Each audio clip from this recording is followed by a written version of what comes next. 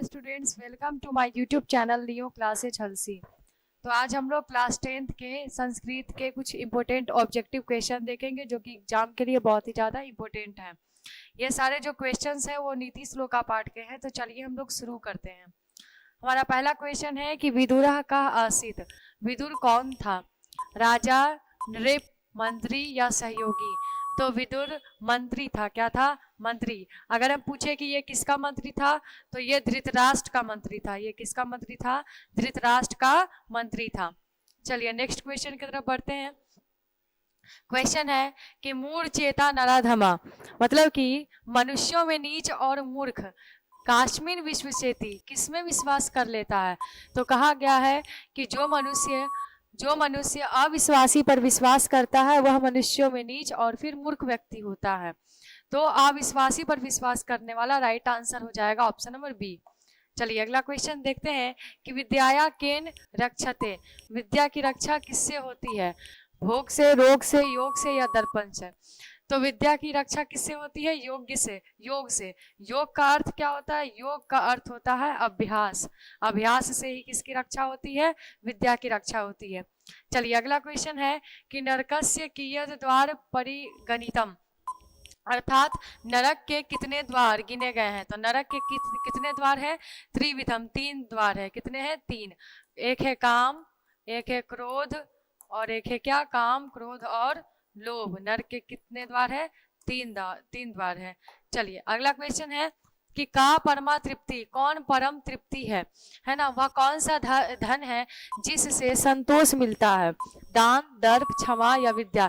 तो विद्या ही एक ऐसा धन है जिससे तृप्ति मिलती है, संतोष मिलता है। Option number D.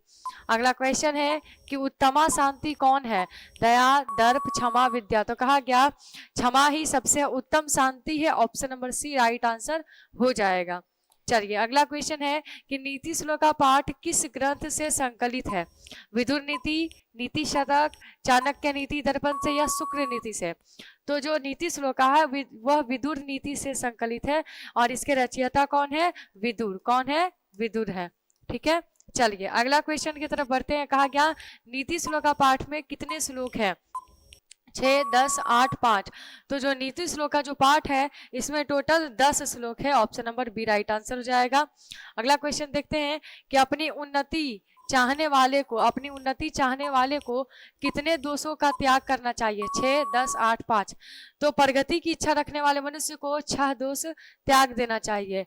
निंद्रा, तंद्रा, भय, क्रोध, आलस्य और दीर्घ सूत्रता। तो प्रगति की इच्छा रखने वाले मनुष्य को 6 दोष क्या करना चाहिए? त्याग देना चाहिए। निद्रा, तंद्रा, भय, क्रोध, आलस्य और दीर्घ सूत्रता। तो चलिए अगला क्वेश्चन देखते हैं कि विनम्रता किसको नष्ट करती है? विनम्रता किसे नष्ट करती है?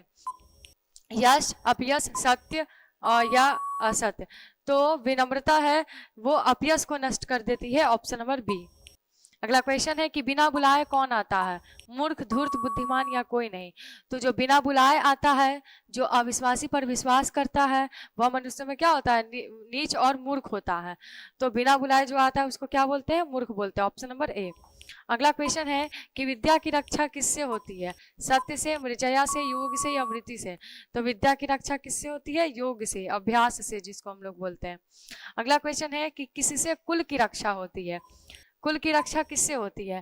व्यवहार और वृत्ति से, मृजया से, योग से या वृत्ति से? तो अच्छे व्यवहार से, अच्छे आचरण से किसकी रक्षा होती है? कुल की रक्षा होती है। Option number A. कहा गया शत्रुता को कौन बढ़ाता है? स्वार्थ, परमार्थ, परोपकार या अहिंसा? तो शत्रुता को स्वार्थ बढ़ाता है। Option number A right answer हो जाएगा।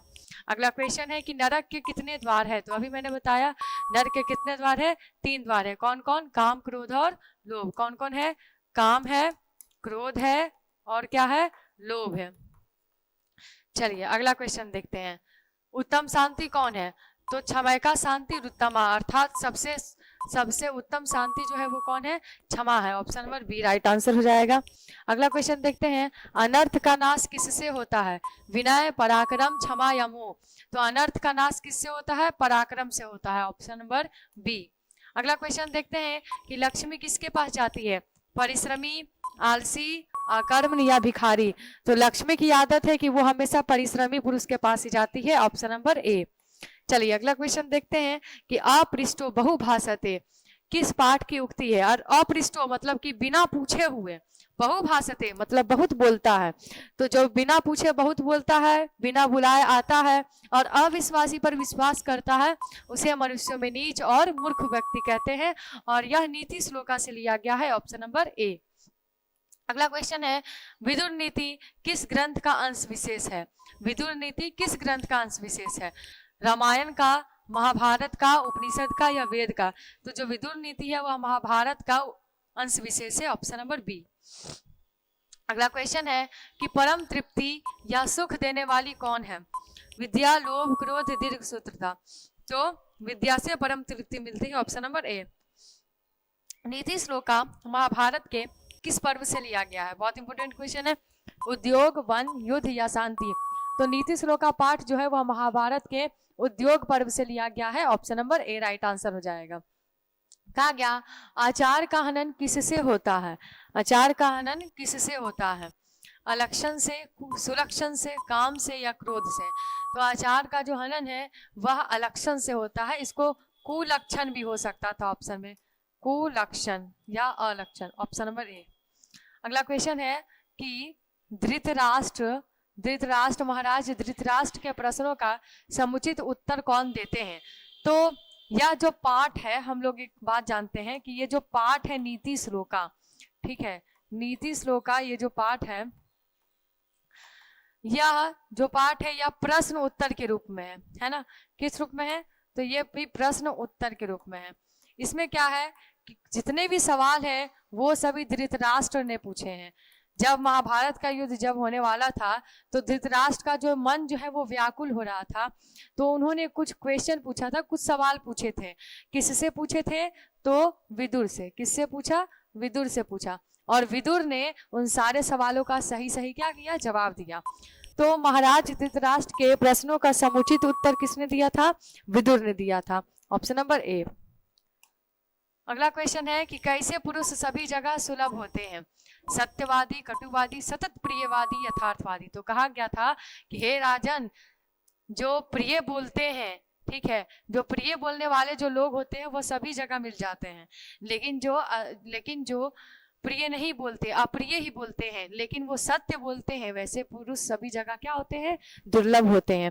तो सभी जगह मिलने वाले कौन है, सतत प्रियवादी, ये बहुत सभी जगह क्या है, सुलभ है।